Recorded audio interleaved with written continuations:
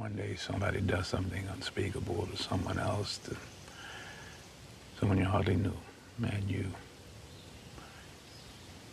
do something about it because you can. This story comes to us from NBC4 Los Angeles. A San Bernardino police officer was captured on video slamming a 17-year-old girl to the ground while detaining her.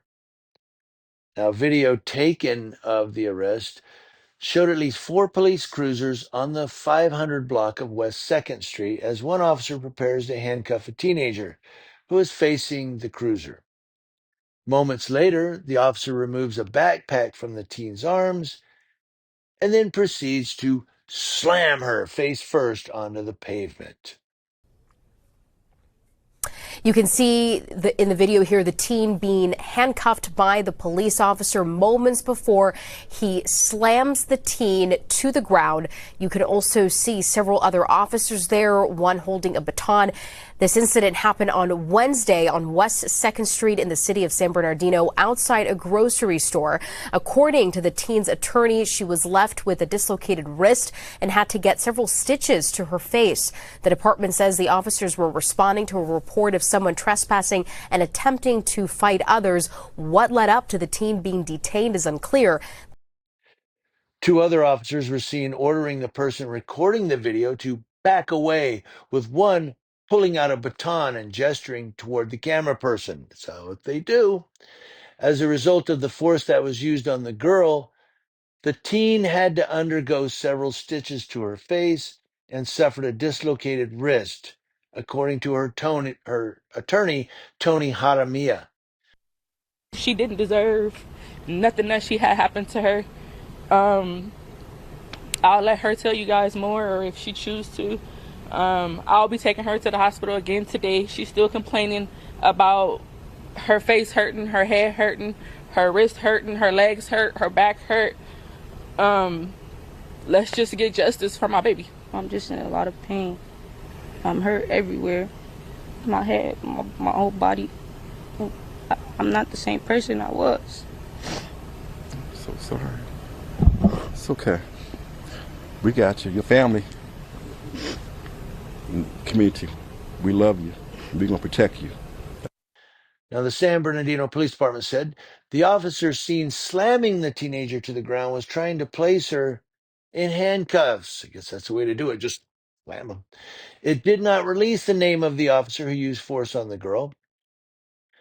The officer was only able to place one of her hands in cuffs when she began actively pulling away and attempting to walk off from the officer, when a takedown maneuver was used, said the department in a statement. Now, officers were called to the scene after receiving a report of someone trespassing and attempting to fight others. It's unclear what led up to the detainment of the teenager, because we don't have that in video. In addition to legal representation, the teenager's family has also enlisted the support of civil rights activist Najee Ali. He said this is a clear-cut case of police abuse and excessive force by the San Bernardino Police Department, which has a long history of excessive force complaints by African American victims of police brutality.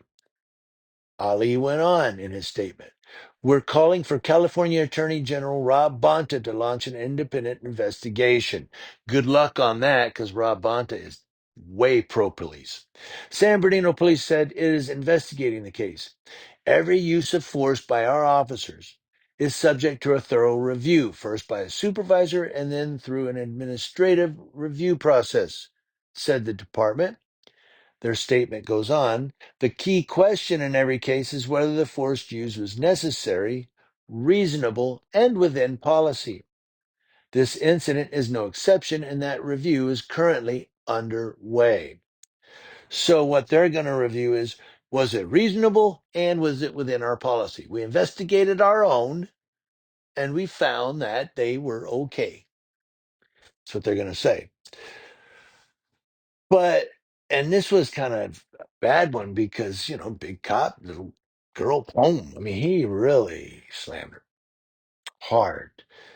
But what bugs me about this, and it's bugged me, what happened 3 minutes before? 5 minutes before. What, because of course, I don't know that the officer had to use that much force. I think that maybe some discipline is in order. It's my humble opinion.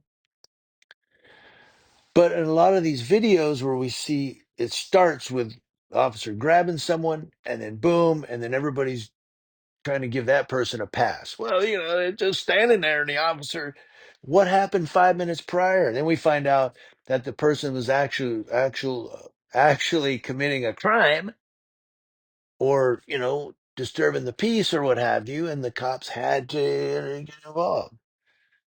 And in this one, again, it looks bad. It really looks like this cop needs to be disciplined.